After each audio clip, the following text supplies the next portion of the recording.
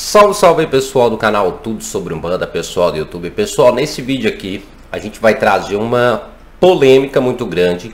E é claro, eu vou ser o pacificador para tentar esclarecer aqui algumas coisinhas para todos vocês. A polêmica é a seguinte: hoje, dia 15 de novembro, para quem não sabe, é o Dia Nacional da Umbanda, né? Um dia e uma data separada para comemorar o Dia da Umbanda, que é uma religião brasileira, tá ok? E é claro, eu já falei sobre a religião, né? Sobre o surgimento dessa religião aqui no Brasil.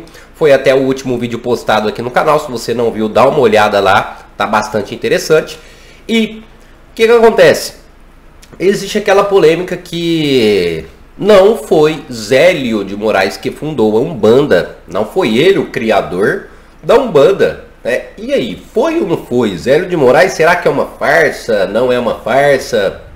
Enfim, o que será? O que acontece? Será que é verdade? Mentira? Então quem que fundou a Umbanda? Enfim, na verdade eu até expliquei já um pouquinho sobre isso, mas nesse vídeo aqui, né, eu vou trazer uma outra questão para vocês que eu achei muito interessante. Para você que não viu, pessoal, como eu falei para vocês, eu postei um vídeo falando sobre o surgimento da Umbanda, né? Umbanda 115 anos, é isso mesmo, Umbanda 115 anos foi o último vídeo postado lá. Então o que acontece? Nesse vídeo que eu postei, algumas pessoas fizeram comentários, né? E eu achei muito bacana o comentário aqui de um participante, né? Eu achei, nossa, um comentário magnífico. Por isso que eu falo para vocês, pessoal, comente, tá ok? Comente nos vídeos, porque o seu comentário pode ser muito importante para o canal, importante para as pessoas que entram no vídeo e querem saber mais informação. Porque se você tem conhecimento, você pode expor a sua opinião aqui nos vídeos, é claro, e isso pode ser muito gratificante, né, para mim, para o canal e para os outros. Então, no caso aqui, o comentário foi do João Gilberto, tá? João Gilberto. E eu vou ler o comentário dele para vocês sobre o surgimento da Umbanda. Necessariamente o comentário dele remete muito a esse mito, né, do Zélio de Moraes ter fundado a Umbanda, de ter sido o fundador da Umbanda, tá ok? Eu vou ler esse comentário. É claro, quero que vocês discutem passo a passo. Não esqueça de curtir enquanto eu vou passar essa informação para vocês.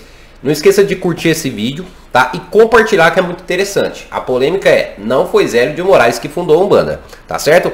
Enquanto eu vou ler esse comentário, eu vou deixar aqui uma imagem, tá certo? Porque o comentário é muito grande, ok? Vamos lá, ó. Segundo a lei número 12.644 de 16 de maio de 2022, o dia 15 de novembro é o Dia Nacional da Umbanda, certo? Esta data se remete ao mito criacional típico de todas as religiões, que narra os eventos que dão início a qualquer uma delas. O mito criacional da Umbanda dá conta que em 15 de novembro de 1908, em Niterói, Rio de Janeiro, o rapaz de 17 anos, chamado Zélio Fernandino de Moraes, teria incorporado o caboclo das 7 encruzilhadas. E este teria dito que no dia seguinte voltaria a incorporar em Zélio e criaria uma nova religião, que se chamaria Umbanda. Muitos autores que se viam neste mito criacional afirmam que o termo Umbanda nunca havia sido utilizado, sendo que o caboclo das 7 encruzilhadas teria sido o primeiro a fazê-lo. No entanto, em 1894, L. de Chatelian, em seu livro Folk Tales of Angola, registrava o termo Umbanda, mostrando o seu significado, como é encontrado em qualquer dicionário quimbundo, que no caso é uma das línguas faladas pelo povo banto, que quer dizer o quê? Cura. Umbanda, no dicionário quimbundo, quer dizer cura, tá ok? Ora, sabe-se que no desenvolvimento do que hoje se chama Umbanda, houve dificuldades para se dar a ela um nome adequado. Primeiramente se pensou em Embanda, que é uma corruptela da palavra banto Imbanda, plural de Quimbanda, que quer dizer curadores. Porém, Segundo o próprio Zélio, em gravação registrada, o nome Embanda não soava muito bem. Houve ainda a proposta de se utilizar Alabanda, em homenagem ao orixá Malê, que Zélio incorporava, e que dizia ser um malaio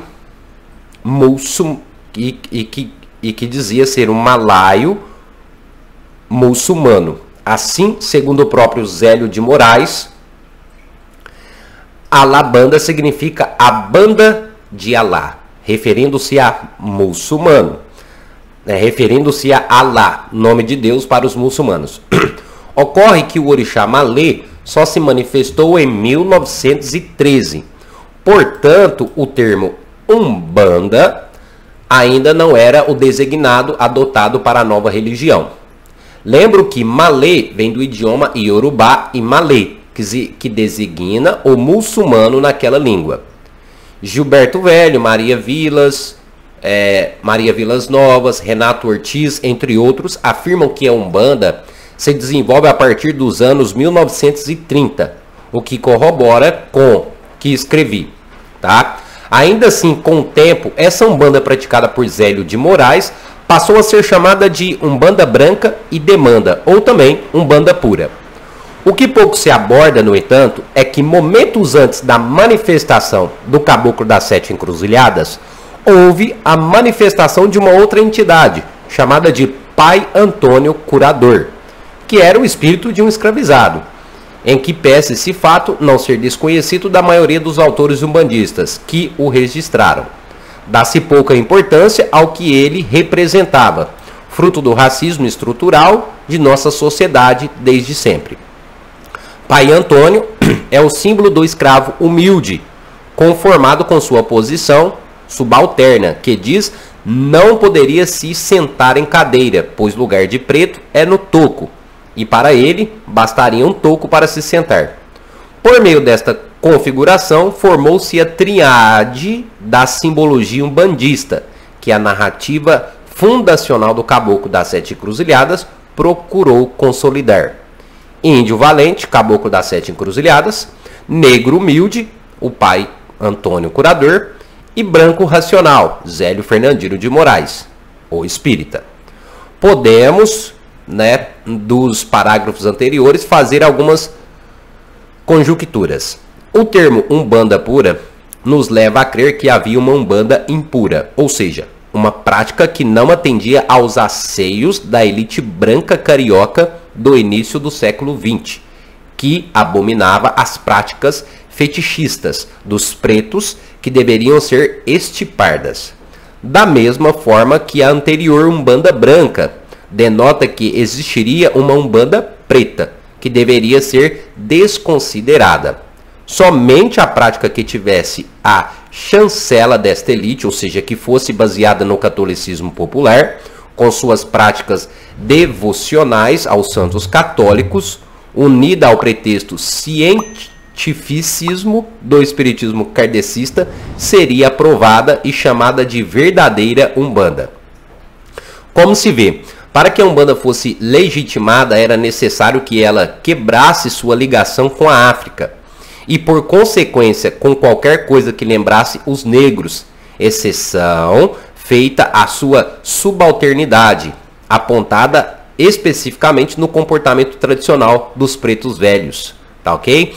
Ademais, era necessário que o mito criacional afirmasse sem dúvida essa legitimação. Por isso, a escolha do dia 15 de novembro, dia da programação da República, como data de sua anunciação, bem como a escolha de um caboclo como porta-voz do mundo espiritual, em um momento em que a literatura romântica brasileira e o brasilianismo buscavam estabelecer no caboclo indígena o símbolo da nação. Para temperar o caldo, o caboclo que teria se manifestado no dia 15 de novembro de 1908 não era um simples indígena, mas a encarnação de um sacerdote jesuíta, o Frei Malagrida. Desta forma, a Umbanda poderia se inserir de forma legítima no universo religioso brasileiro, pois estava totalmente de acordo com os anseios dos ideais brancos europeus. tá ok? Então, eu não vou terminar de ler tudo aqui, pessoal. Se você quiser ler tudo, esse contexto, essa enquete aqui, que o nosso querido João Gilberto colocou aqui para nós, se você quiser ler tudo, vai lá no último vídeo que a gente postou, tá ok? Então, pessoal, vocês entenderam o que eu li aqui um pouco?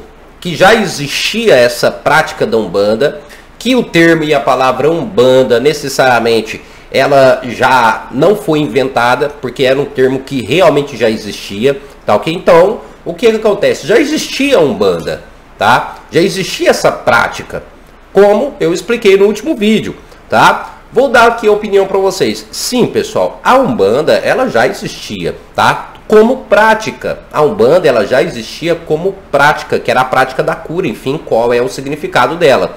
Até então, hoje em dia, existem muitos umbandistas que praticam a Umbanda antiga. O que seria essa Umbanda antiga? Essa Umbanda antiga ela seria a Umbanda antes de Zélio de Moraes.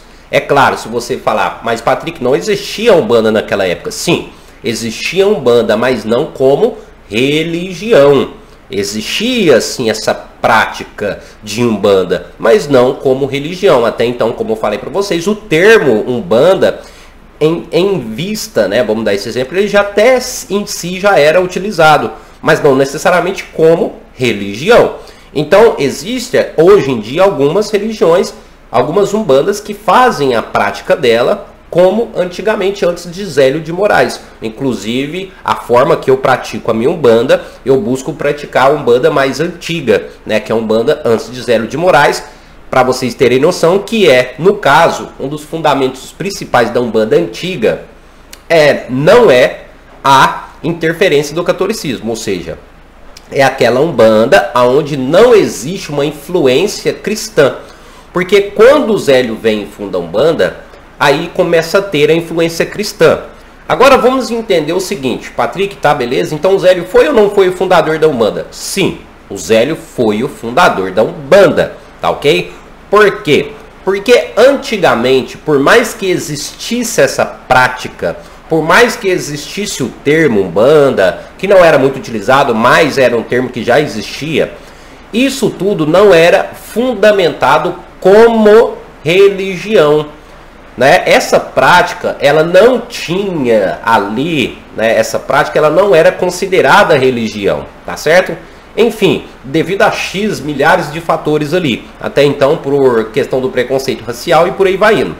Então o que acontece? Vem Zélio de Moraes com o Caboclo das Sete Cruzilhadas. É claro que ele fez uma junção com outras culturas, no exemplo até mesmo o próprio catolicismo e o espiritismo. E ali ele fundamentalizou, ou seja, organizou e fundou a Umbanda. Então sim, Zélio de Moraes ele fundou a Umbanda, tá ok? Porém, ele não foi o criador da Umbanda, ele fundou a Umbanda, ele que fundou a Umbanda como religião. Então, ele foi o criador da religião de Umbanda. Ele não necessariamente foi o criador da Umbanda, mas sim foi o criador da religião de Umbanda e não da Umbanda em si, tá? Se é que dá para vocês me entenderem. Mas como eu sempre falo aqui, independente do que você acredita ou não, do que você segue ou não, como eu falei, eu sigo uma Umbanda mais antiga, que é a Umbanda antes de Zélio de Moraes. Porém, eu compreendo que foi Zélio, sim, que organizou essa religião. E ele foi muito importante, mesmo tendo a influência do catolicismo, mesmo tendo a influência ali de outros povos. Foi muito necessário para que a Umbanda pudesse ganhar o seu espaço. Mesmo ali com diferença nos cultos, com a influência de outras culturas, enfim, foi muito necessário e importante, porque foi dessa forma que a Umbanda começou a ter espaço e a ganhar popularidade. Então ele teve um papel fundamental, porque sem Zélio de Moraes, dificilmente a religião de Umbanda ela ia se organizar dessa forma e se tornar uma religião, né? Então a gente tem que parar para analisar essas questões também. Mas enfim, pessoal, eu quero saber a sua opinião sobre o que você acha.